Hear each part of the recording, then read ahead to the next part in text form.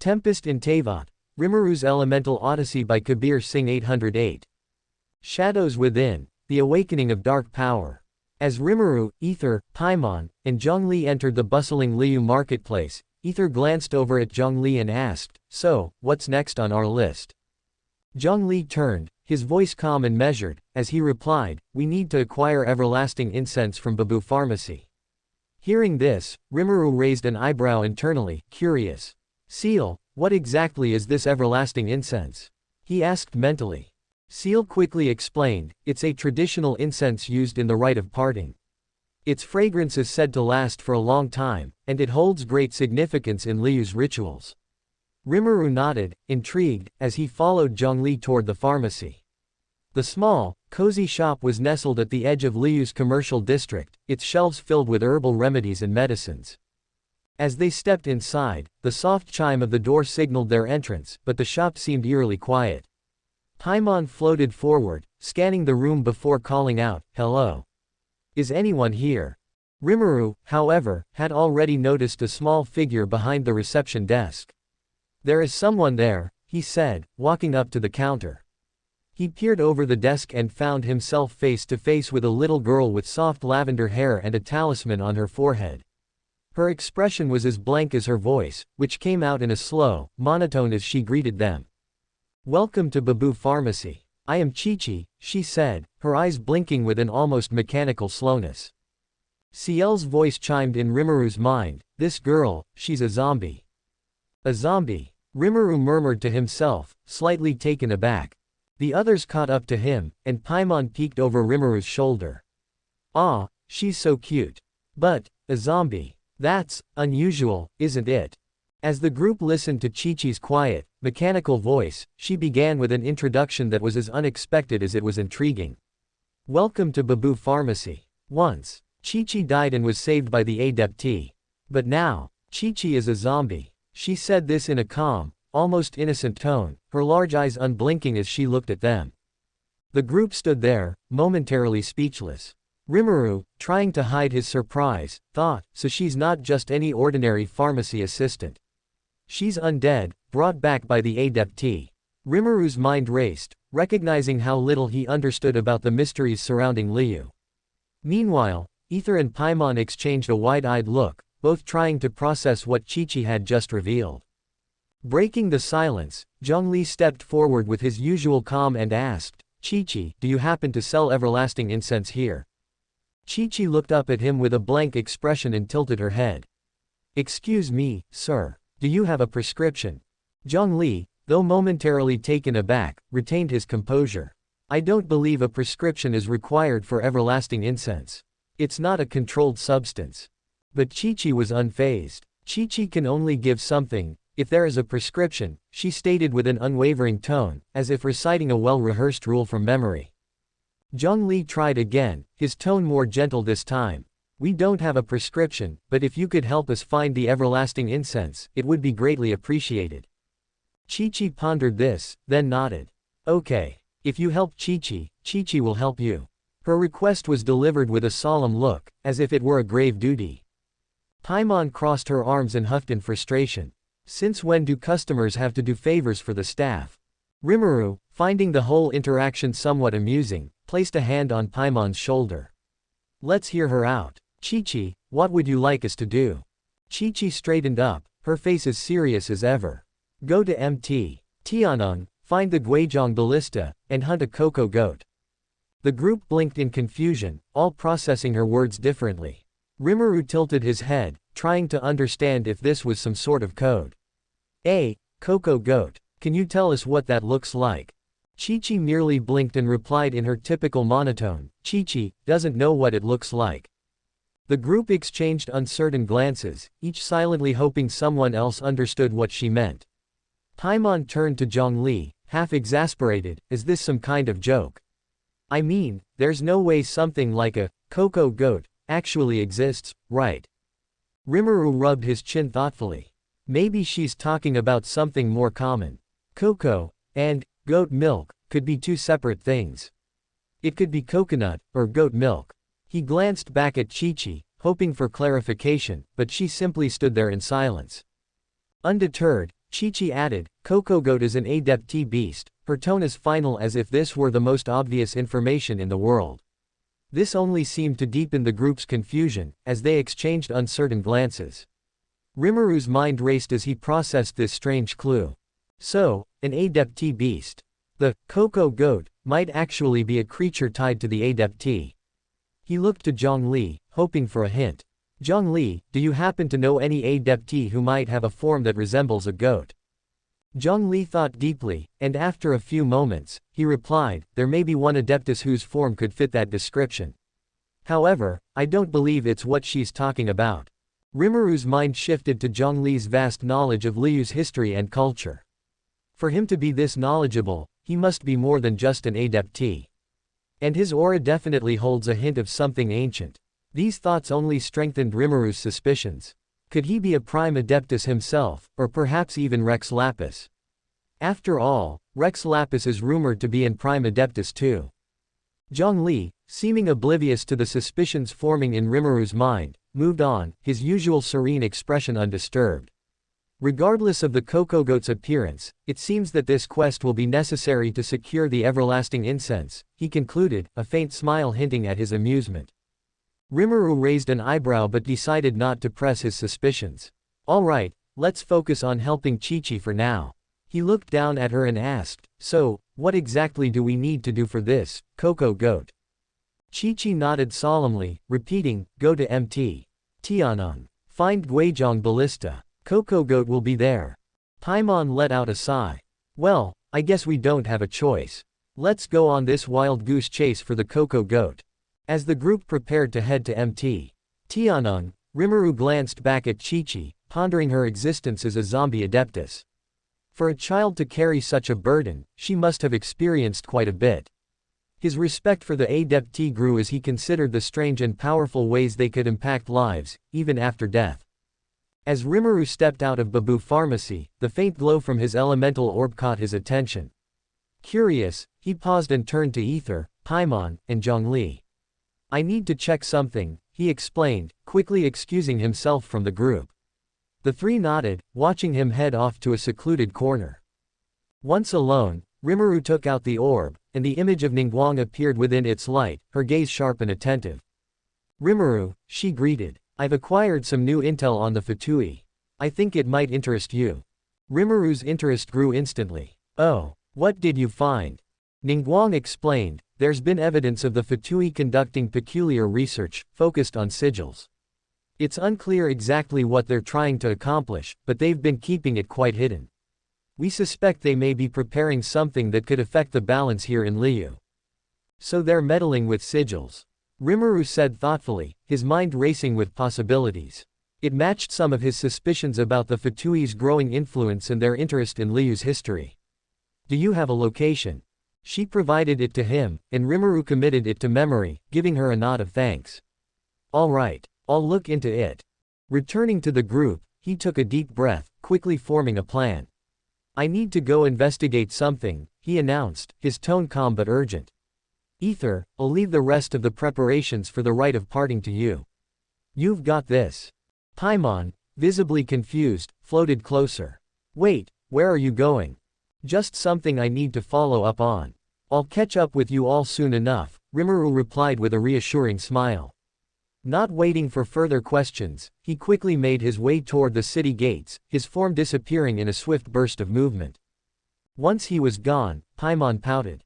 He's always so secretive. What kind of urgent business could he have now of all times? Ether thought about Rimuru's behavior but nodded calmly. Whatever it is, he's probably got a good reason. Let's trust him. Zhongli, who had silently observed Rimuru's departure, turned back to Ether and Paimon. The rite of parting requires careful attention. We should continue our task. Let's leave Rimuru to his own, he can take care of himself. The three of them resumed their journey, setting off to fulfill Chi-Chi's unusual request. Meanwhile, Rimuru sped through the skies toward the location Ningguang had mentioned, the wind whipping past him as he focused on the task at hand. The terrain changed from Liu's vibrant marketplace to a quieter, remote area, cloaked in mist and shadows. Landing a safe distance away, Rimuru quickly assessed his surroundings, picking a vantage point where he could observe undetected. As he crept closer, he spotted a group of Fatui agents gathered in a tight circle, discussing something in low voices. Each agent was dressed in their distinctive clothes, and Rimuru could just make out a few words exchanged between them.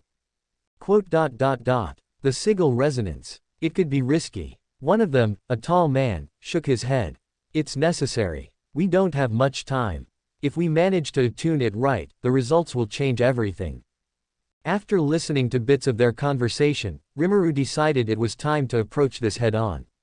Closing his eyes, he allowed his senses to extend outward, scanning his surroundings until he located the three presences in the area: an Electro-Hammer Vanguard, a Geo-Chanter Bracer, and a Cryo-Gunner Legionnaire. Confident in his count, he opened his eyes, a calm but determined gleam flickering there. 3 Fatui agents, he thought. This shouldn't take long. With a quiet resolve, Rimuru unsheathed his katana, its blade humming with latent energy as he lunged forward. As he closed the distance, the 3 operatives noticed his approach. Their eyes widened in recognition, and the cryo-gunner muttered in shock, "It's you. Rimuru, isn't it?" Rimuru gave a faint smirk, his gaze steady as he sized up his opponents. "Oh, am I already that famous?" His eyes narrowed as he studied their expressions. "Mind telling me what all of you were talking about here?" The 3 agents exchanged uneasy looks, visibly tensing. Without another word, they braced themselves and lunged at him. The Electro-Hammer Vanguard charged up his weapon with crackling energy, while the Geo-Chanter and Cryo-Gunner prepared to unleash their own attacks in unison. Rimuru sighed, his tone laced with a hint of disappointment. "So that's how it is. You're really not going to make this easy, are you?" Moments later, the scene shifted dramatically. The 3 Fatui agents were now bound tightly, visibly battered, with Rimuru standing calmly over them, katana in hand. It was clear he had dealt with them swiftly and efficiently. He crouched down, eyes sharp as he addressed them. "Now that we've established who's in charge, mind telling me what you were discussing before I got here?" The cryo-gunner, still catching his breath, attempted a dismissive scoff, though there was a clear tremor in his voice. We don't know anything important. We were just talking about some extra sigils that got left behind." Rimuru's eyes narrowed, not letting his gaze waver. "And what exactly did you plan to do with those?" The Electro-Hammer Vanguard let out a nervous laugh, the facade of bravado starting to crack. "Nothing more than a little side business. We were just going to modify the seals and sell them off at a high price in the market. That's it, nothing more." Rimuru's expression hardened as he raised his katana again, the tip just inches from the trio. His voice turned cold. "And where are these other sigils? What exactly is the Fatui's objective here?" The agents exchanged looks of silent panic, realizing the gravity of the situation. Finally, the Geo-Chanter Bracer spoke up, desperation evident in his tone. "We really don't know. We're just security. The main operation was wrapped up yesterday, and we're only here for cleanup. Since some leftover sigils were found, we thought we'd try and make a quick profit. That's it. We're telling the truth." Rimuru's gaze remained unflinching. With an internal prompt, he silently asked Seal to analyze their sincerity. A second later, she confirmed, "They're not lying." Letting out a sigh, Rimuru relaxed his stance slightly. The 3 agents seemed to brace themselves, expecting a fatal blow. But, to their surprise, Rimuru lowered his katana and sliced through the ropes binding them instead. "Get lost," he said in a firm, cold tone, not even bothering to look at them as they scrambled to their feet. As the trio bolted in the opposite direction, Rimuru took a deep breath, resheathing his sword as he began to assess the area. Fatui sigil replication. That sounded ominous, especially with the danger such an artifact could pose if modified. Following Ciel's guidance, he traced his steps toward the location where the sigils had been replicated, eager to inspect the setup and ensure nothing dangerous remained behind. Carefully, he made his way to the heart of the area, observing faint traces of magical energy in the surroundings, a telltale sign of the Fatui's handiwork. Scattered fragments of sigils and magical seals littered the ground, giving him an uneasy feeling as he scanned for any hidden traps or residual magic left by the Fatui. Their work is reckless, Rimuru thought, studying a nearby broken sigil. He held it up for Seal to analyze, noting how the energy still pulsed faintly from within the shards. As Seal processed the details, Rimuru continued exploring, his eyes sharp and alert. The remnants of the Fatui's replication efforts told him more than he'd expected. This setup was recent and hastily assembled, yet the complexity of the seals was unmistakable. They must be ramping up their experiments. These modifications could amplify the sigils, effects to dangerous levels if handled carelessly, Seal noted, analyzing the fractured markings on each piece. After ensuring there was no dangerous energy lingering, Rimuru gathered the remaining shards into a cloth, deciding to bring them to Ningguang for further examination. As he prepared to leave, he cast one last look around, his gaze settling where the Fatui agents had been. The Fatui's interest in these sigils isn't simple. This could be part of something much bigger. Taking a steadying breath, he turned and headed back, his thoughts already churning over what Ningguang might make of the fragments. As Rimuru soared above Liu, he took out the elemental ball he used to communicate with Ningguang, focusing as he tried to establish a connection. The orb shimmered for a moment before Ningguang's image appeared, her composed expression filling the space within. "I've uncovered some information about the Fatui that I think you'll find interesting," Rimuru said, a hint of urgency in his tone. Intrigued, Ningguang leaned in slightly, her gaze steady. "Very well. I'll be waiting for you at the Jade Chamber. Come directly, this sounds important." With her confirmation, Rimuru wasted no time, speeding toward the Jade Chamber. As he neared the majestic floating structure, a group of vigilant guards caught sight of him, their hands moving swiftly to their weapons, ready to strike. However, before tensions could rise further, Ningguang herself emerged from within, signaling for them to stand down and welcoming Rimuru with a nod, gesturing for him to follow. Once inside, Rimuru followed Ningguang through the grand corridors to the meeting room. The chamber's opulent decor, adorned with carefully chosen tapestries and artifacts, reflected Ningguang's status as the Tianquan of the Liu Kixing. At the center of a polished table, Rimuru carefully laid out the sigils he had collected from the Fatui camp. "These are the sigils I found," Rimuru began, watching closely as Ningguang's sharp eyes scanned each piece, her expression turning thoughtful. "These are Adepti sigils," she remarked, her voice quiet with contemplation. After a moment of silence, she turned toward one of her trusted aides standing by the door. "Baiwen, please send for Ganyu." As Baiwen hurried off, Rimuru felt a flicker of curiosity. Internally, he questioned Seal, "Who is this Ganyu?" "She is the general secretary of the Liu Kixing," Seal replied promptly. "Ganyu is skilled, meticulous, and serves Ningguang with absolute loyalty." Ningguang noticed Rimuru's inquisitive look and explained, "Ganyu is highly knowledgeable about adeptal arts. If anyone can help us interpret these sigils, it's her." After a short wait, there was a polite knock on the door. With a nod, Ningguang granted entry.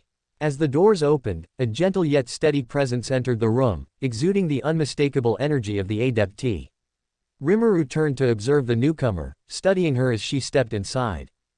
The young woman before him appeared to be in her late teens, or perhaps early 20s. She possessed a soft, gentle demeanor that belied an inner strength, and her long, blue hair faded into a lighter shade toward the tips. Her gaze was a unique mix of pink and purple, both soothing and attentive.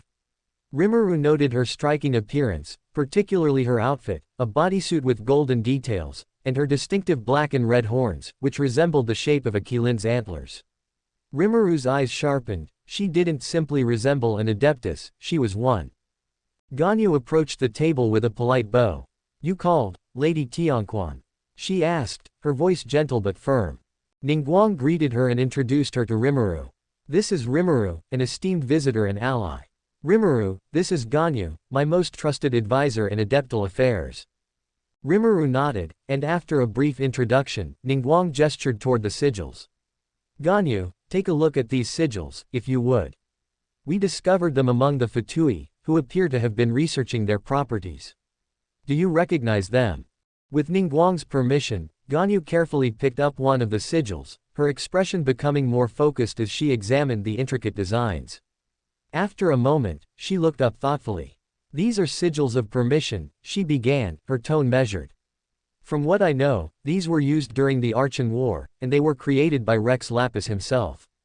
They're imbued with adeptal energy, making them unique and powerful." Ningguang folded her arms, absorbing this information. If these are remnants of the Archon War, why would the Fatui be interested in them now? She wondered aloud. Ganyu continued examining the sigils, her brow furrowing slightly. Something about these is different, she said, scrutinizing the markings. They appear to have been amplified. Both Ningguang and Rimuru straightened at her observation, the implications beginning to sink in. Amplified. Ningguang repeated, her tone laced with concern. Are you certain? Ganyu nodded solemnly. Yes. These modifications are recent, though the energy within is still primarily adeptal. Someone has altered them to increase their potency. Rimuru's mind raced as he processed this new revelation. If these sigils were amplified, it could mean the Fatui were preparing for something big, possibly beyond what they had previously suspected. He decided to probe further. So, he began, looking directly at Ganyu, if these are altered adeptal sigils, what kind of adeptus energy would be required to make them? Or rather, could a human replicate it? Ganyu tilted her head, slightly surprised by the question. It would be incredibly difficult for a human to produce something like this. The energy within these sigils is uniquely adeptal in nature, an ancient power few could hope to control. Her response only deepened Rimuru's suspicions. He took a breath, deciding to test an observation he'd made. But, aren't you an adeptus yourself? Ganyu's eyes widened, taken aback by Rimuru's deduction. What made you think so? She asked, genuinely curious. Rimuru glanced meaningfully at her horns, which were prominent even amidst her demure appearance. The energy you release is similar to that of an adeptus. And those horns, they're real, aren't they? In Liu, adepti are known to take on unique forms, often bearing distinct features that set them apart from humans. After a brief moment, Ganyu smiled softly, a hint of pride mixed with respect for Rimuru's perceptiveness. You're very observant. Yes, I am a half-Qilin adeptus. My role here in Liu is to bridge the gap between the human world and the adeptal realm. Ningguang looked between the two, her own expression unreadable. Ganyu has served Liu faithfully for a long time. Her knowledge and abilities are invaluable to us all. Rimuru inclined his head respectfully. Thank you for sharing this with me, Ganyu. Your insight is incredibly helpful. Ganyu glanced down at the amplified sigil once more, her expression pensive. If these sigils were altered recently, then the Fatui's plans may involve drawing on adeptal energy in ways we haven't seen before. We'll need to consult other adepti to understand the full extent of these changes. Ningguang nodded, a new determination shining in her eyes. We can't allow the Fatui to continue their experiments with adeptal artifacts unchecked. Rimuru, will you join us in investigating this further? Rimuru's gaze turned steely as he nodded. Absolutely. Whatever their intentions are, we can't let them endanger Liu or any of its people. With their purpose set, the trio began to strategize, fully aware that their actions now could change the future of Liu forever. As the group continued their discussions in the Jade Chamber, Rimuru turned to Ningguang and Ganyu, seriousness lining his gaze. So, if I understand correctly, we need to inform the adepti of the Fatui's motives and these altered sigils as soon as possible. Ganyu nodded, her expression calm but resolved. Yes, these sigils of permission, modified with additional power, are a dangerous matter. The adepti would be extremely concerned knowing these items, once blessed by Rex Lapis himself, are being manipulated for unknown purposes. Ningguang glanced between the two, her brow furrowed. It's true. We may not have much time to spare if the Fatui are actively using these for some clandestine scheme. We should go immediately to inform the adepti. At this, Rimuru sighed and shook his head. Then I should go too, but I might stay out of actually meeting them, he added reluctantly. Ningguang turned to him, eyebrows raised in surprise. You're not planning to join us when we meet them? He gave a small, awkward laugh, rubbing the back of his neck. I mean, I would like to. But I don't think the adepti will appreciate my presence very much. Ganyu looked at him thoughtfully, sensing the hesitation in his voice. Is it because of your essence? She asked, glancing at him as if she had already pieced it together. There's something within you that feels different. It feels part demonic. Caught slightly off guard, Rimuru chuckled sheepishly. I should have known you'd pick up on that, Ganyu. He then glanced at Ningguang, who was watching with deep interest. But no, I'm not exactly a demon, he clarified. My essence is actually a mixture of many things, and one of them happens to be demonic energy.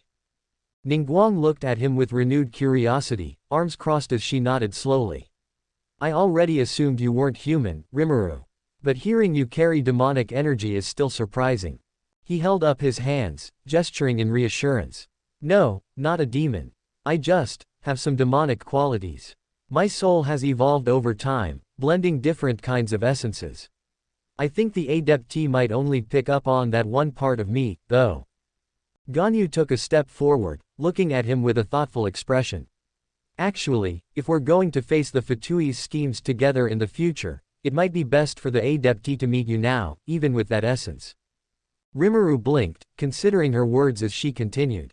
I know their views on demons may not be the most open, but we should build mutual trust if we want to keep Liu safe. And I can help with introductions and explain everything. After a moment's thought, Rimuru nodded, letting out a small sigh. You're right. It'll be better for them to meet me and understand everything now. If you're willing to introduce me, Ganyu, then I'll go.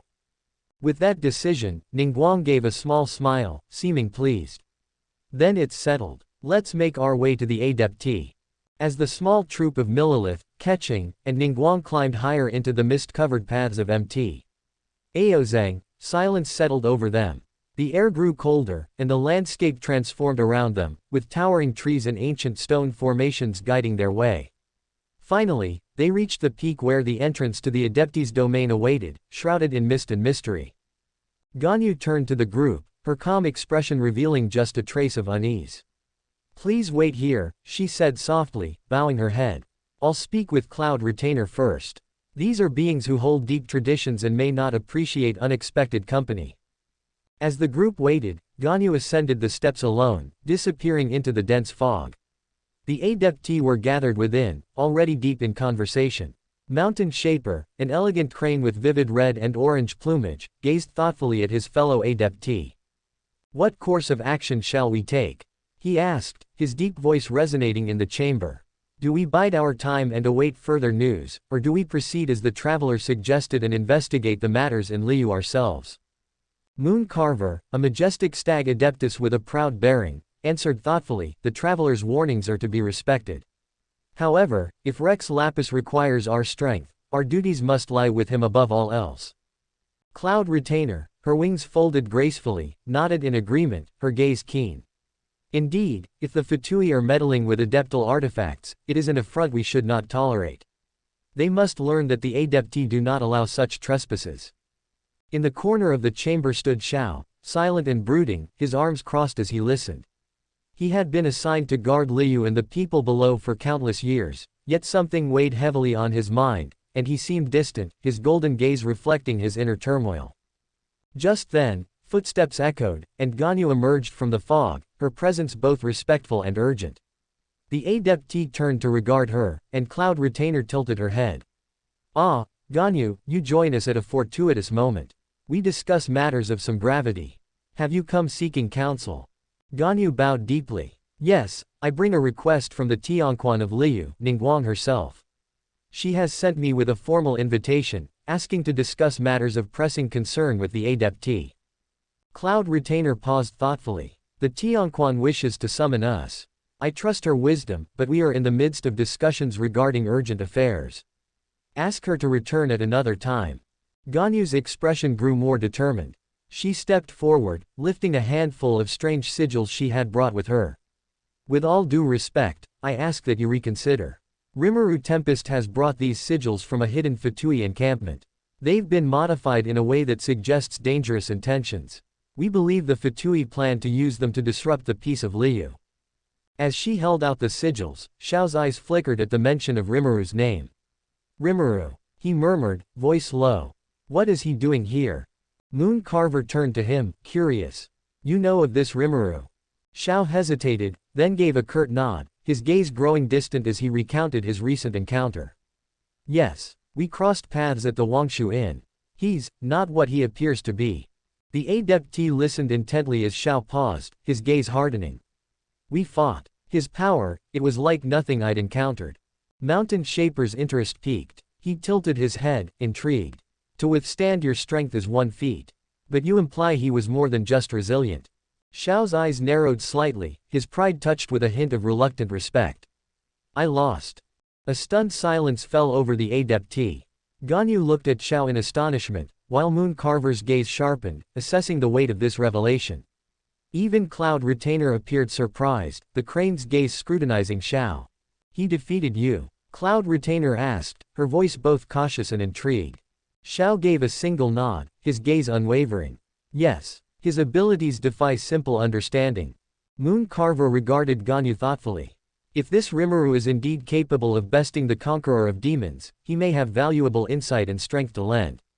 And if he has uncovered these sigils, then his knowledge may prove crucial.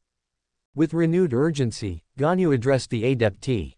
Rimuru has come to aid us, and his strength has already helped uncover the Fatui's plot. If the adeptee see fit, perhaps he may join in this mission. Together, our chances of safeguarding Liu are much stronger. Cloud Retainer exchanged a thoughtful glance with the others before nodding. If this Rimuru Tempest has earned the trust of the Tianquan and the honor of besting the conqueror of demons in combat, then it is fitting we meet him ourselves. Xiao remained silent, yet his gaze softened, the faintest glimmer of respect for the newcomer clear in his expression. As the adeptee started their journey from Cloud Retainer's abode, a palpable shift in the air signaled a powerful, foreign presence. Moon Carver, attuned to even the faintest energies, was the first to take notice. This aura, there's no mistaking it. This energy is demonic. The other adeptee halted, focusing their senses on the odd presence lingering nearby. Ganyu, realizing the source of their concern, turned with an apologetic expression. Oh, I forgot to mention this, Rimuru has a trace of demonic essence within him. The adeptee shifted their gaze to her in silent surprise, though Xiao merely nodded in acknowledgement, having already encountered Rimuru and his unique aura. Cloud Retainer's gaze turned thoughtful, her eyes narrowing as she processed this revelation. So, this Rimuru you speak of harbors a demonic presence? She inquired, her tone calm yet firm. Ganyu nodded. Yes, but he's demonstrated no malicious intent. In fact, he has offered great assistance to Liu and has shown a desire to help.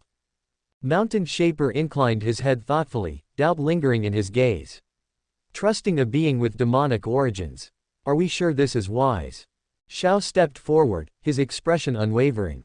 While caution is necessary, I do not believe Rimuru is a threat. However, I would still advise everyone to remain vigilant. His strength is formidable.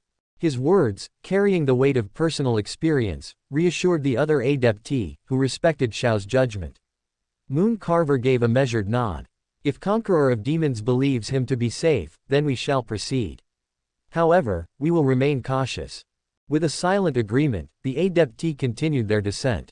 The group emerged from the mist to see Rimuru, Ningguang, Keqing, and a small company of Millelith officials awaiting them below. Rimuru, who had been quietly watching the path, suddenly felt multiple adeptal energies approaching. Surprised, he thought, I expected only Cloud Retainer. Or all of Liu's adeptee gathered here. As he shifted his gaze upward, he spotted 5 figures gradually emerging from the mist. At the forefront was Ganyu, accompanied by several adeptee and Xiao, each exuding an aura of wisdom and strength that made them appear otherworldly against the mystical backdrop of Mt. Aozeng. As the adeptee neared, the Millelith and Liu officials instinctively bowed low, demonstrating their respect. Ningguang, Keqing, and Rimuru stepped forward, awaiting permission to speak.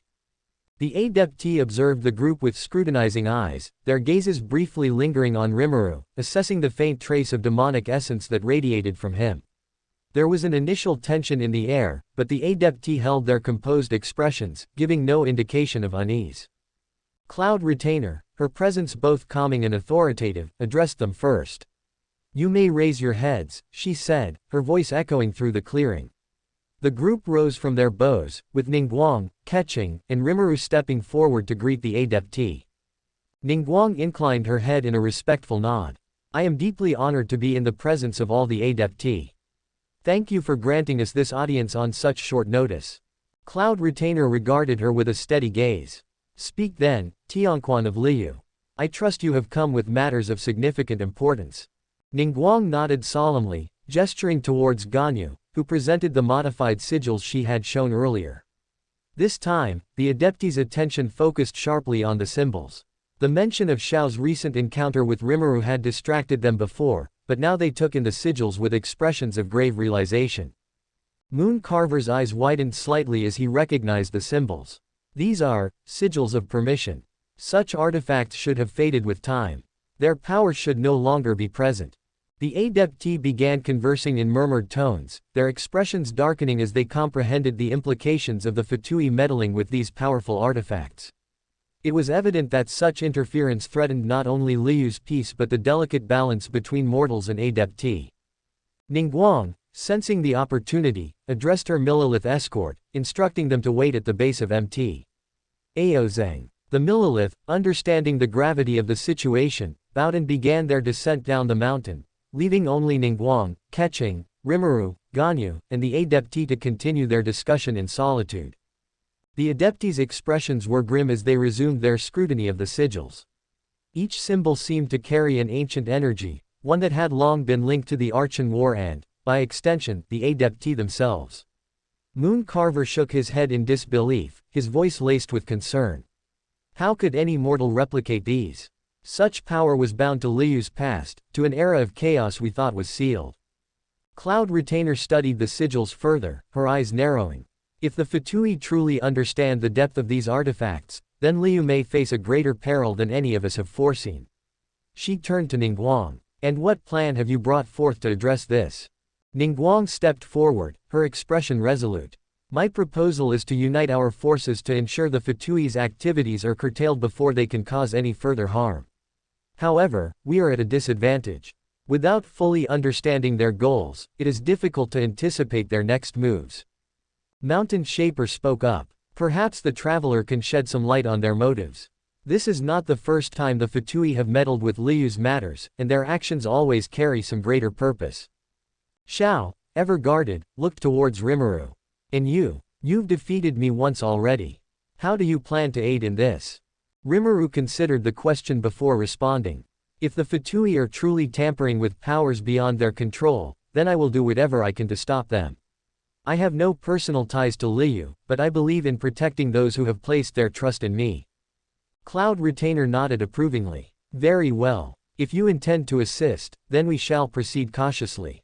The path ahead may be fraught with more trials than we expect. With their minds united and their resolve firm, the adepti, Ningguang, Keqing, Ganyu, and Rimuru prepared to counter the encroaching darkness brought by the Fatui, each one keenly aware of the stakes and the roles they would play in defending Liu from the forces that threatened its peace. Now the scene changed as we see in the quiet isolation of Gaian Stone Forest, shadows grew long over the pillars that rose from the ocean, shrouded in mist. The rhythmic lap of waves against the shore was disrupted by the arrival of a small fleet of boats cutting through the water, each vessel crowded with the grim figures of Fatui soldiers, their armor glinting faintly in the low light. As the boats docked and their passengers disembarked, two figures emerged, their presence unmistakable, the infamous Dottore and the enigmatic Feldway. Standing at the water's edge, Pantalone awaited them with a smug smile. His arms were folded, his eyes calculating as he observed the arrival of his fellow harbingers. Dottore strode forward first, his sharp gaze flickering with a mix of curiosity and excitement. So, I've heard that Rimuru is in Liu, he stated, his voice slicing through the stillness of the forest. Pantalone inclined his head, his smile widening into a grin. Indeed, he's here. We've confirmed it. Feldway's eyes narrowed, his stance stiffening with anticipation. And the preparations? He asked, his tone calm yet laced with urgency. Everything is proceeding according to plan, I assume. A dark satisfaction settled over Pantalone's face as he nodded. Yes, everything is in place. We are merely awaiting the signal to set things into motion. Once we begin, Liu's defenses will be stretched thin, and they won't know what hit them. He gestured behind him, where even more Fatui soldiers stood ready, their faces set in determined expressions. Child and Senora are already in their positions, laying the groundwork for our assault. Dottore let out a low, pleased laugh. Then what are we waiting for? He sneered, glancing over his shoulder as though expecting to see Rimuru appear at any moment. Let's commence the operation. I've been waiting for this encounter for quite some time. Feldway's expression remained stoic but resolute. Remember, he said, his voice low and commanding, capturing him is crucial. Rimuru is the linchpin in our plan. His power, once harnessed, will secure our victory and set everything in motion. Pantalone's expression turned serious, his gaze hardening. I know the importance of his capture. We've prepared thoroughly. We've ensured that Rimuru has no avenue of escape. His fingers curled into fists, his anticipation barely contained. If all goes as planned, Liu will be the stage of our greatest victory. The three harbingers exchanged a look, each understanding the stakes and the brutal efficiency with which they intended to act. This was more than just a strategic assault. This was a personal vendetta, a challenge to see who would come out on top in a battle of power and wits. Dottore, Feldway, and Pantalone turned toward Liu, their eyes gleaming with anticipation. As the mist closed in around them and their footsteps grew fainter, an eerie silence fell over Gaian's stone forest, as if the land itself was holding its breath, bracing for the storm that was about to be unleashed on Liu.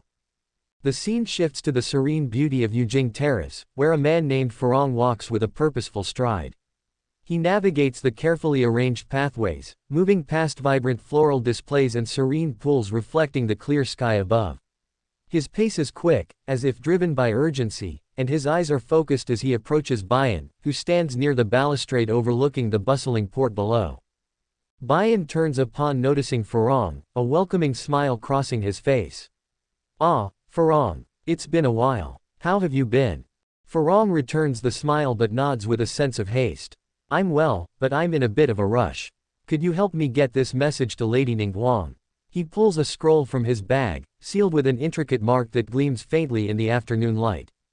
Bayan takes the scroll, breaking the seal and quickly scanning the contents. His expression shifts to one of focused understanding, and he rolls the scroll back up. With a nod, he signals to a nearby Millilith guard, who steps forward and salutes, awaiting instructions. "Take this message to Lady Ningguang immediately," Bayan instructs, his voice firm yet calm. "She's currently at Mt. Aozang, and it's urgent that this reaches her as soon as possible." The Millilith guard bows deeply, taking the scroll with a respectful grip. Without a word, he turns and begins his swift journey, his figure quickly disappearing down the pathway that winds through Yujing Terrace. Every step he takes echoes with purpose, a small ripple of urgency moving through the otherwise tranquil scene. As the guard departs, Farong nods in appreciation to Bayan, who returns the gesture with a look of reassurance.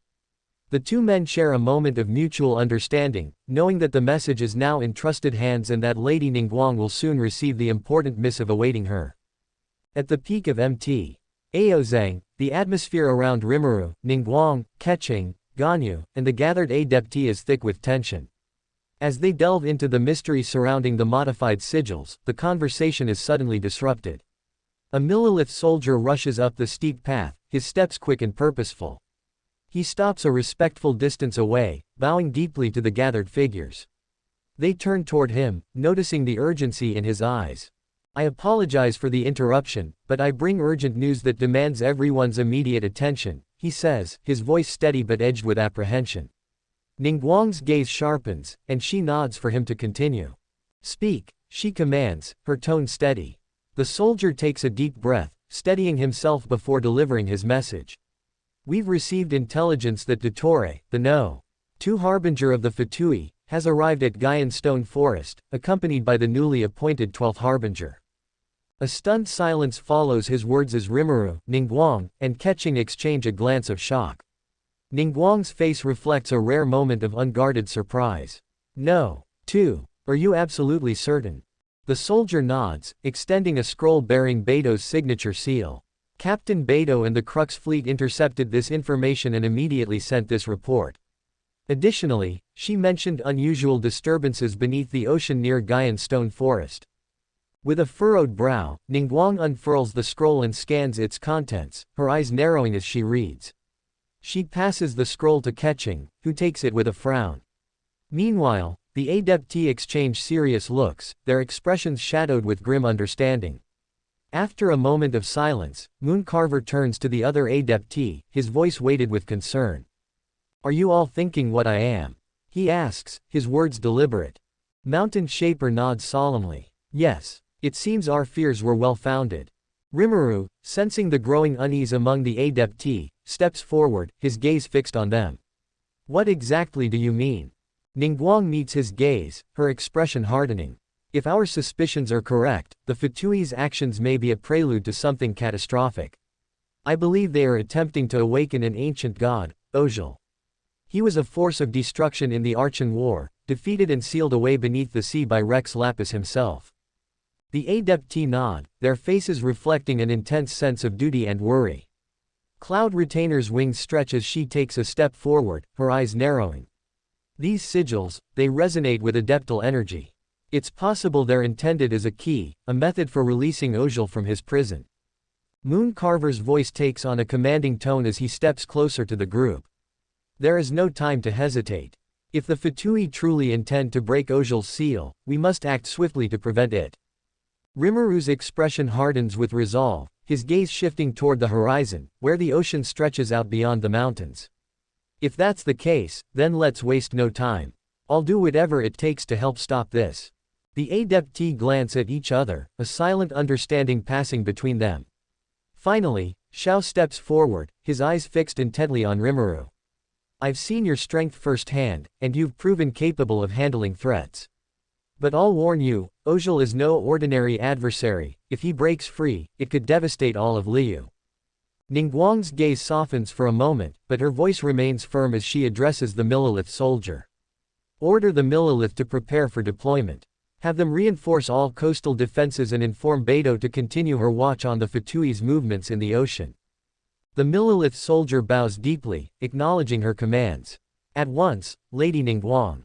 With a final respectful glance, he turns and makes his way back down the mountain. Turning back to the group, Ningguang addresses the Adepti with a mixture of respect and urgency. I ask that you, our protectors, aid us in facing this threat. Your knowledge and power could turn the tide of this battle. The Adepti give silent nods of agreement. Moon Carver's gaze sweeps over the landscape, as though assessing the land he has protected for centuries. This is a duty we accepted long ago, and we will not abandon it now. As they prepare to depart, Cloud Retainer glances at Rimuru. Be aware, Ojal was not merely a powerful being but a force capable of shaking the foundations of the land itself. His revival would be unlike anything you have seen. Rimuru nods solemnly. Understood. I won't underestimate him. As Rimuru's wings spread wide, catching the sunlight with an iridescent sheen, he looked over to the group. I need to locate the traveler. I'll meet all of you at Liu Harbor, he said, his voice resolute. Ningguang gave him a confident nod, acknowledging his urgency. Without another word, Rimuru took off, soaring into the sky with impressive speed as he set his course for Liu. Meanwhile, down near the harbor, Ether was making his way back to the city alongside Zhongli. They'd been deep in conversation, but as they neared Liu's gates, a crowd of Millilith soldiers and Fatui agents standing together caught their attention. Amidst the group, a familiar face awaited them, Rimuru. Yet, something about him seemed slightly different. Curious, Ether and Zhongli approached, and Rimuru turned to face them with an expression that seemed almost distant. In a mechanical tone, the Rimuru before them spoke, the real Rimuru will arrive very shortly. Please, wait here. Ether blinked, confused by the remark. Wait, aren't you Rimuru? He asked, his brows knitting together in puzzlement. The figure shook his head. I am merely a clone. The clone's voice was calm, and before anyone could respond further, it disintegrated into particles of shimmering light, vanishing from sight. Ether and Zhongli exchanged bewildered glances, surprised at the sudden disappearance. Moments later, the real Rimuru arrived, jogging toward them with a determined expression. He gave them a quick smile, tempered by the urgency of the situation. Did everything go as planned? He asked, addressing Ether. Ether nodded, though still looking a bit taken aback by what had just happened. Paimon floated beside him, her expression curious and a bit concerned. But why are you in such a hurry, Rimuru? She asked, tilting her head. Rimuru sighed, a serious look crossing his face. I'll explain everything in detail, but first, there's a message for Zhongli.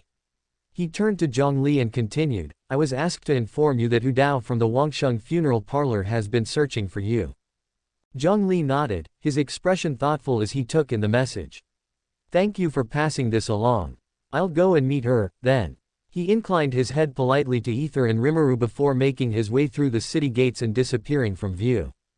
With Zhongli gone, Rimuru turned back to Ether and Paimon. Come with me, we need to talk, he said, leading them to a quieter area just outside the city gates. As they walked, he began explaining the situation. The Fatui have made their move, and it's a dangerous one. They're gathering their forces and have already begun taking steps toward releasing Ojal, the ancient god who was sealed by Rex Lapis. Ether's eyes widened with shock. Ojal. But, wasn't he sealed away for a reason? And how would they even think to bring him back? Paimon gasped, oh no. Ojal. But didn't Rex Lapis seal him in the ocean? What are they trying to accomplish by bringing him back? Rimuru's expression was grim. Exactly. Ojal's powers are immense, and bringing him back could wreak havoc on Liu and its people. They seem to be using these modified sigils, ancient symbols infused with adeptal energy, to chip away at his seal. The Adepti and I are preparing to confront them, but it's critical that we act quickly. I came to get you because your help may be the key to stopping this. Ether took a deep breath, his resolve hardening. If there's a chance we can stop them, we have to try. Paimon nodded vigorously, her eyes wide with determination. We can't let them succeed. Liu would be in so much danger. Rimuru nodded with a grateful look. Then let's move. The Adepti and others are waiting for us to regroup. We're going to need all the help we can get if we're going to take on Ojal and whatever else the Fatui might have planned. As they hurried through Liu's bustling streets, Ether glanced over at Rimuru, sensing the tension in his companion's demeanor. Where exactly are we headed? He asked, his tone edged with concern. Rimuru's gaze remained focused as he replied, to the Golden House. There's someone there, a friend of ours, who might have some answers about the Fatui's plans. He's known for valuable insights. Their pace quickened, their footsteps echoing through the streets as they neared the grand structure of the Golden House. The towering gates came into view, but their approach was halted by an alarming sight. Scattered across the entrance were dozens of Millilith soldiers, sprawled unconscious on the ground. Without hesitation, Rimuru moved toward one of the fallen guards, kneeling down to check for signs of life. After a moment, he looked back at the group, relief evident in his expression. They're alive. It seems they were only knocked out. Ether and Paimon exchanged a quick, relieved glance. Paimon exhaled, putting a hand over her chest. Phew, that's a relief. But whoever did this, who else could take down so many Millilith without harming them? Rimuru stood, his face set in determination. Whoever it was, they didn't want to draw unnecessary bloodshed. But let's keep our guard up. Come on. Inside, the Golden House was cloaked in an eerie silence, broken only by the faint clinking of Mora echoing from its countless vaults. As they ventured deeper, the group approached the grand chamber that held the exuvia, the earthly remains of Rex Lapis. Yet as they neared, Rimuru's senses flared, his eyes narrowing. He could feel a presence lurking in the shadows, one that was familiar yet foreboding. He called out with an unshakable tone, "Why don't you come out now?" The silence was shattered by a low chuckle, growing louder as a figure stepped into the dim light.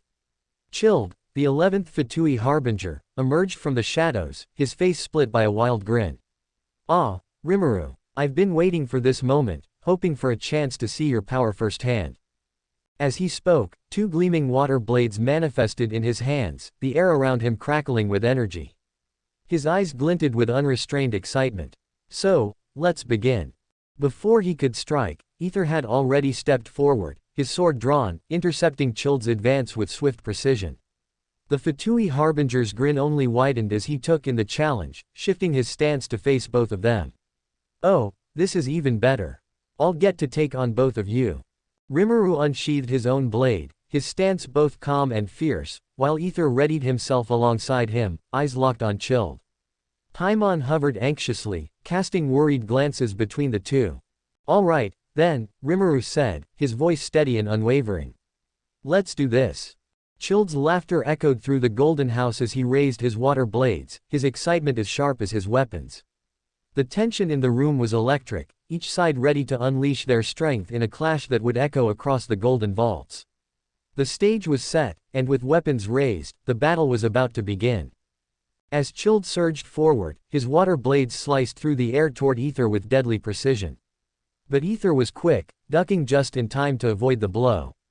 Rimuru, already anticipating Child's movements, closed the gap in a flash. His katana cut through the space between them, aiming straight for Child.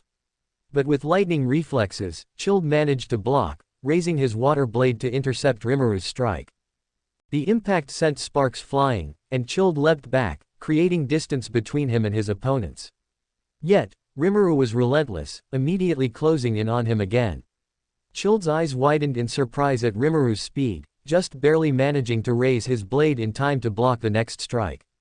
With every clash, it became clear that neither Rimuru nor Ether intended to give him an inch. Panting slightly, Child took another leap back, a wild grin spreading across his face as he glanced from Rimuru to Ether.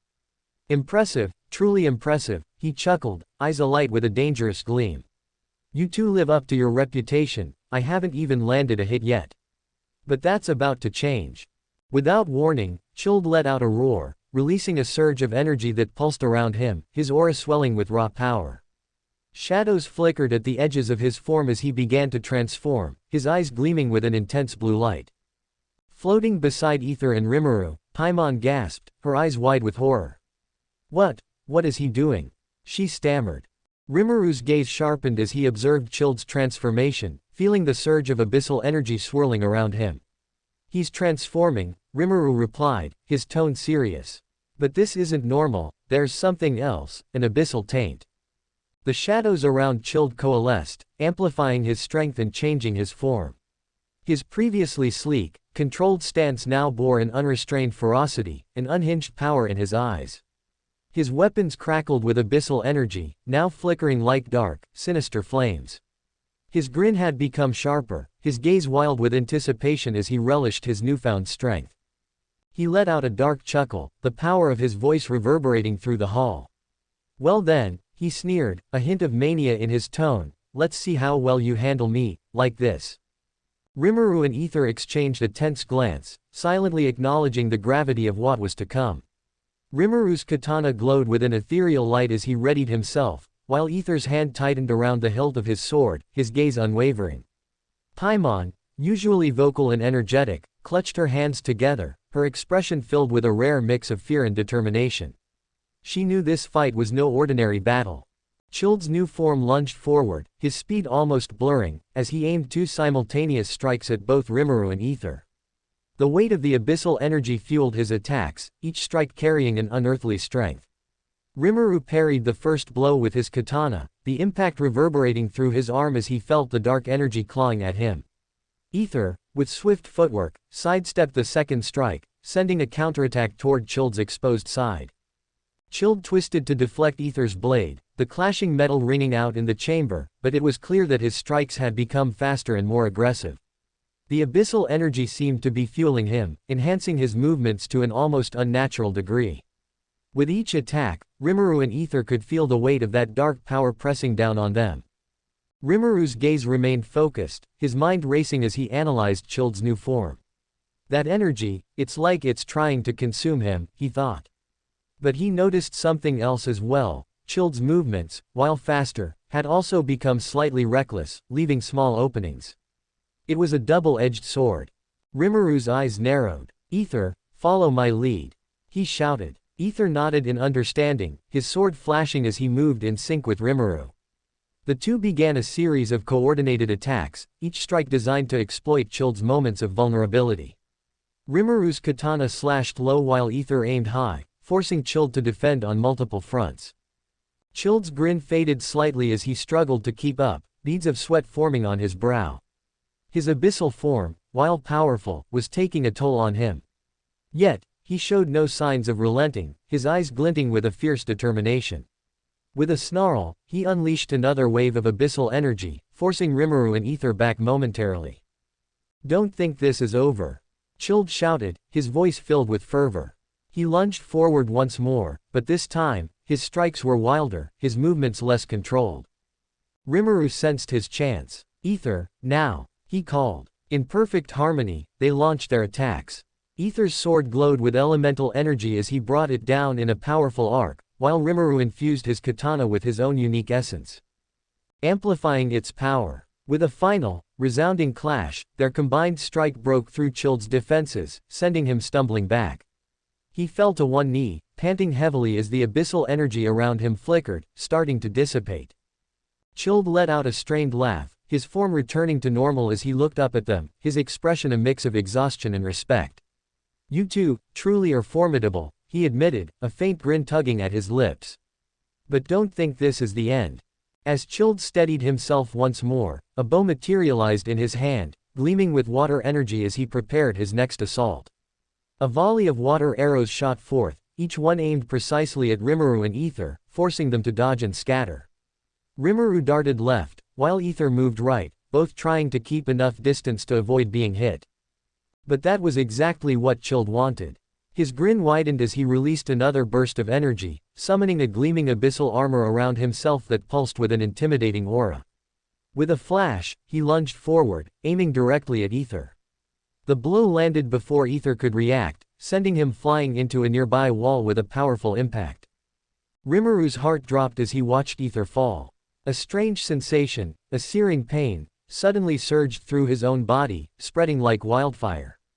He couldn't explain it, but seeing Ether hurt seemed to have triggered something deep within him, as though a dark force was stirring. It was raw, primal, almost like another presence was trying to take control of him, to push him toward some hidden edge. Ignoring the sensation for the moment, Rimuru sprinted toward Chilled, who was already moving to strike Ether again. Ciel's voice rang out in his mind. Master, Chilled intends to take Ether down first. He likely sees Ether as a vulnerable target. Got it, Rimuru replied internally. He created a clone, positioning it nearby in a meditative stance to channel energy back to him. His speed doubled, boosted further by his anemo abilities, and in a split second, he was upon Chilled. Chilled's eyes widened as Rimuru's katana arced down toward him, its blade glinting. The strike was so swift Chilled barely managed to block, his water blade cracking under the impact. The force of the blow sent him skidding back across the room, his armor chipping as he struggled to regain balance. Rimuru immediately turned back to help Ether, who was now struggling to stand, a thin trail of blood at the corner of his mouth. Rage flared within Rimuru, he hadn't felt this kind of anger in a long time. But then the strange pain hit him again, sharper than before. Clutching his head, Rimuru winced, feeling something dark and powerful clawing at his mind. His left eye burned, an intense heat spreading from within it.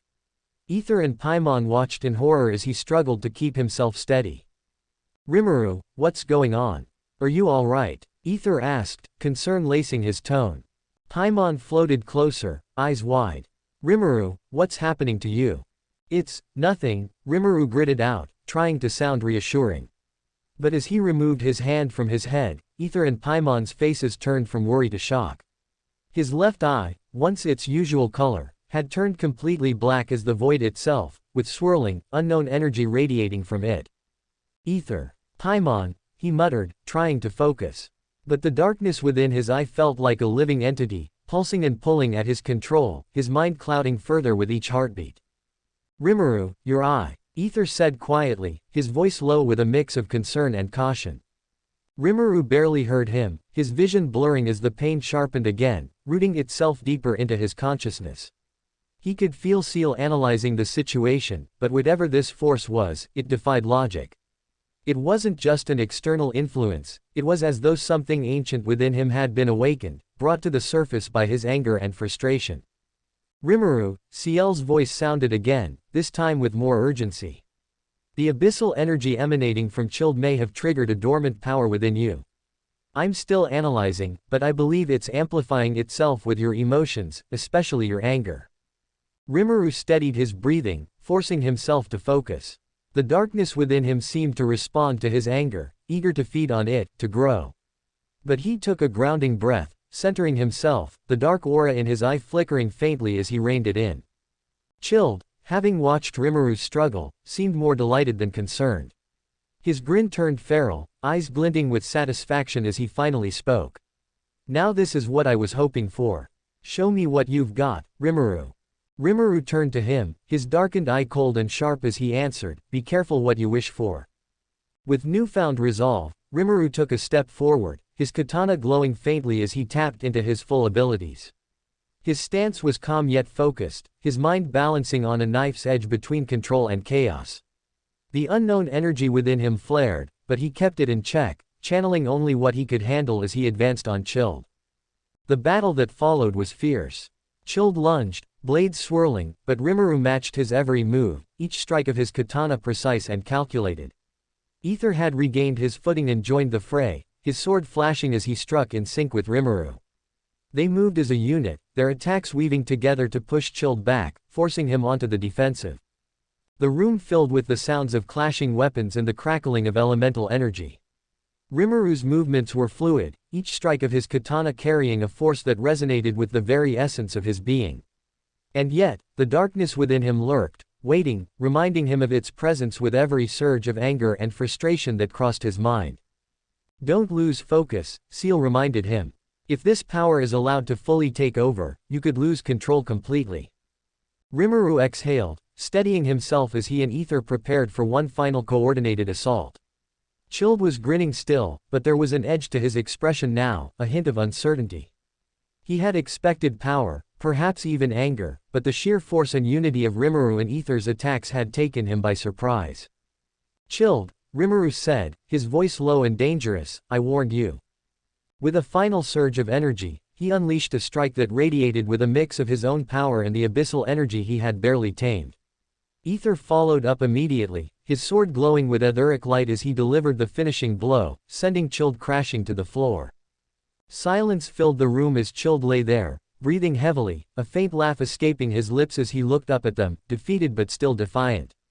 Not bad at all, he managed, his grin never fading despite his loss. Rimuru's hand dropped to his side, his breathing steady as he willed the dark energy in his eye to fade. Slowly, his left eye returned to its original color, the abyssal darkness receding as he regained full control.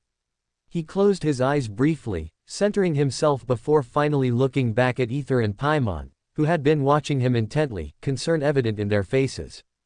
Rimuru managed a reassuring smile. I'm all right now. Thank you, both of you. Ether nodded, though his gaze lingered on Rimuru's left eye for a moment longer. Let's keep moving. We still have a mission to complete. With a final glance at Chilled, they turned and left, ready to confront whatever other trials awaited them. But Rimuru knew that his battle wasn't only against external enemies, a part of him still needed answers about the dark force that had emerged within him. And he would find those answers, no matter the cost. To be continued.